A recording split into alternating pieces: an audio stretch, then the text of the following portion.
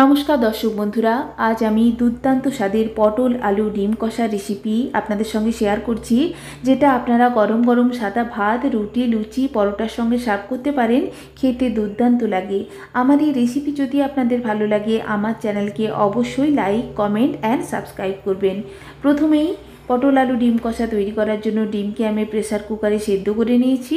এরপর কড়াইতে পরিমাণ মতো সর্ষের তেলকে ভালো করে গরম করে দিয়ে দিচ্ছি কেটে রাখা পটলের খোসা একটু করে আমি ছাড়িয়ে নিয়েছি, একটু রেখে দিয়েছি। এইভাবে পটলকে কেটে নিয়েছি।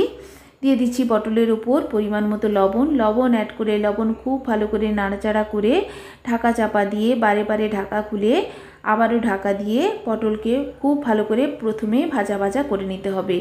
পটল এইভাবে ভেজে রান্না করলে তরকারির টেস্ট খুবই ভালো হয়।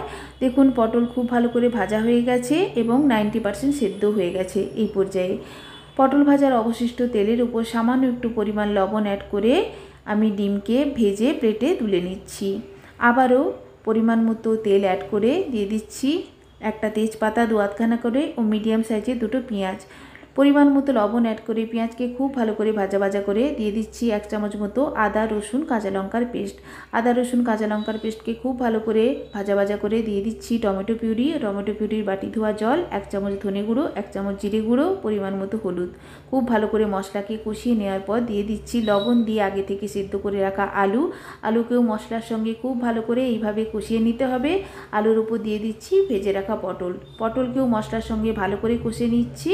এতে করে মশলার ফ্লেভার পটল ও আলুর মধ্যে খুব ভালো করে চলে আসবে। দিয়ে দিচ্ছি ছোট বাটির 1 বাটি পরিমাণ জল ফুটেলে দিয়ে দেবো ভেজে রাখা ডিম ভালো করে নাড়াচাড়া করে মিনিট 2 ফুটিয়ে উপর থেকে দিয়ে দিচ্ছি গরম মশলা।